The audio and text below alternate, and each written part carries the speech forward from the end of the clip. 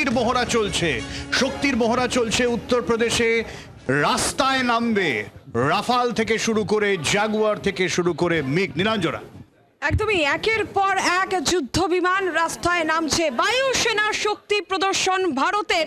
পাকিস্তানকে মুতোর জবাব, কড়া জবাব, যোগ্য জবাব দেওয়ার জন্য তৈরি ভারত।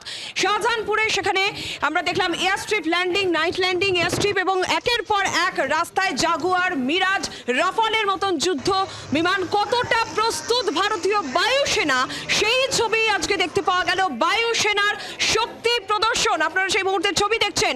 রাফাল, মিরাজ, জাগুয়ারের গর্জন। পাকিস্তানকে আকাশে জবাব দিতে তৈরি ভারতীয় বায়ুসেনা।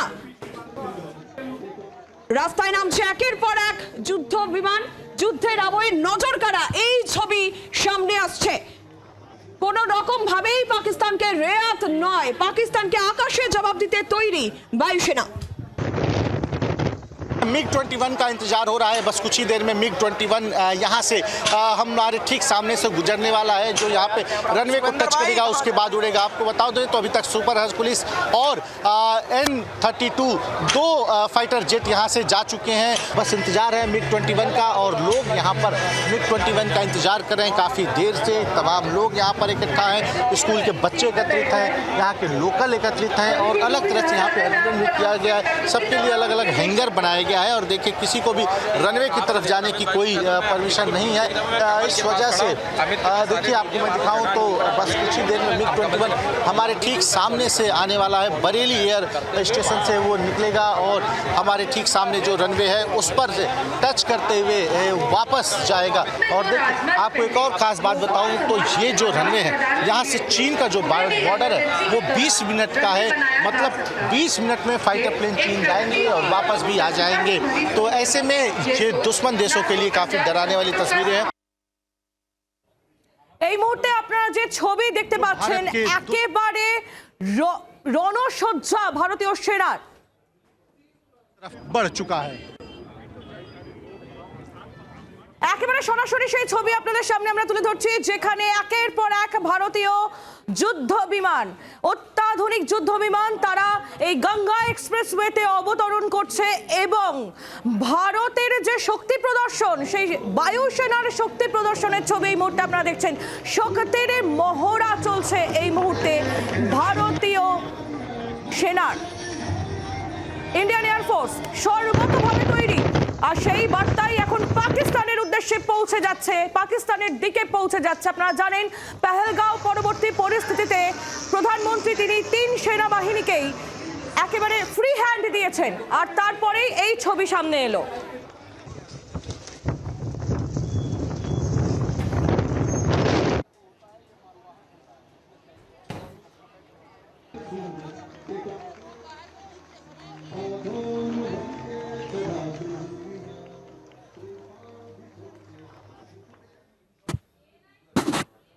নৌসেনার ছবি তো আপনাদের সামনে তুলে ধরলাম আর এবার আপনাদের সামনে বায়ুসেনার পাশাপাশি নৌসেনার ছবিও তুলে ধরবো। শুভদীপ, আমরা দেখছিলাম গতকালও সেই ছবি আমাদের সামনে এসেছে। একের পর এক নৌসেনার তরফ থেকেও কিন্তু পাকিস্তানের উদ্দেশ্যে বার্তা দেওয়া হয়েছে। আকাশপথে যেমন ভারতীয় সেনা ডমিনেট করছে তেমন সাগরেও করছে। এবং নৌসেনার ছবিটা একটু আপনাদের দেখাই। একেবারে যুদ্ধের প্রস্তুতি পুরো দমে গঙ্গা এক্সপ্রেসওয়েতে, যেটা আপনারা দেখছিলেন যে বায়ুসেনার মহড়া, আর এখানে নৌসেনা একবারে পুরো দমে প্রস্তুত। ভারতীয় নৌসেনা যে কোনো সময় যে কোনো রকম ভাবে আঘাত হানতে, প্রতিপক্ষ শিবিরে আঘাত হানতে প্রস্তুত এবং শেষ মুহূর্তের প্রস্তুতি একেবারে রেডি। ভারতীয় নৌসেনার এই মহড়া দেখছেন আরব সাগরের এই ছবি। গঙ্গা এক্সপ্রেসওয়েতে আপনারা দেখছিলেন ভারতীয় বায়ুসেনার মহড়া আর এটা ভারতীয় নৌসেনার প্রস্তুতির ছবি।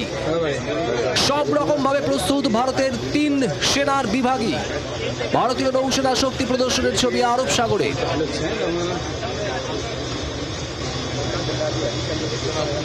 একদিকে যেমন আপনারা দেখছেন নৌসেনার ছবি, অন্যদিকে আকাশপথ বায়ুসেনার মহড়ার ছবি তুলে ধরবো।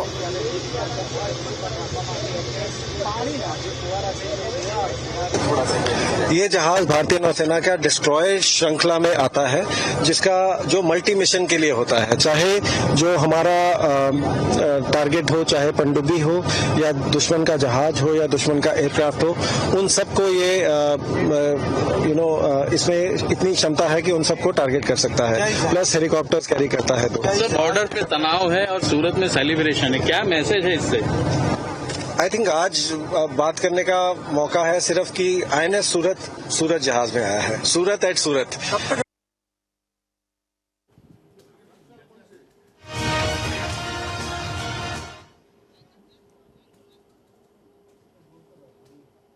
আর এই জায়গা থেকে আমরা দুটো ছবি আপনাদের দেখাচ্ছি, যেখানে একদিকে আকাশপথ, একদিকে জলপথ। বায়ুসেনা এবং নৌসেনার প্রস্তুতি কিন্তু এই মুহূর্তে যে ছবি আপনাদের দেখাচ্ছি, যেখানে সর্বোচ্চ স্তরে রয়েছে। আগেই বায়ুসেনা, নৌসেনা এবং স্থলসেনা প্রত্যেকের তরফ থেকে জানিয়ে দেওয়া হয়েছিল তারা স্ট্যান্ড বাই মোডে রয়েছেন, যে কোনো সময় তারা প্রত্যাঘাতের জন্য প্রস্তুত। গ্রিন সিগন্যাল বেশ কয়েকদিন আগেই প্রধানমন্ত্রীর তরফে দেওয়া হয়েছে। প্রত্যাঘাত সময়ের অপেক্ষা বলে এখনো পর্যন্ত যে চর্চা চলছে, যে জল্পনা চলছে, তার মধ্যে এক এক করে এই ছবি আসছে। এবং আমরা এখন আবারও চলে যাব যেখানে এয়ার স্ট্রিপে রাফাল, সেই রাফাল থেকে শুরু করে জাগুয়ার থেকে শুরু করে এই নাইট এয়ার স্ট্রিপ, উত্তরপ্রদেশের ছবি, Ganga express way night air strip থেকে সরাসরি সেই ছবি। आपने अभी एयर शो देखा, देखिए ये भी मिराज है जो कि यहाँ से जा रहा है और ये रनवे जो बना है, जो एक्सप्रेसवे पर फाइटर प्लेन के जो रनवे बना है उस पर अपना करतब दिखा रहे हैं, उस पर परीक्षण किया जा रहा है। जी সেই ছবি আপনারা দেখছেন যেখানে রাফাল, জাগুয়ার এবং মিগ একসঙ্গে তারা পরপর ল্যান্ড করবে এই নাইট এয়ার স্ট্রিপে, যেখানে 250 কিলোমিটার রেডিয়াসের মধ্যে আমরা চীনকে হস্তগত করতে পারবো, পাকিস্তানের কাছে পৌঁছে যেতে পারবো।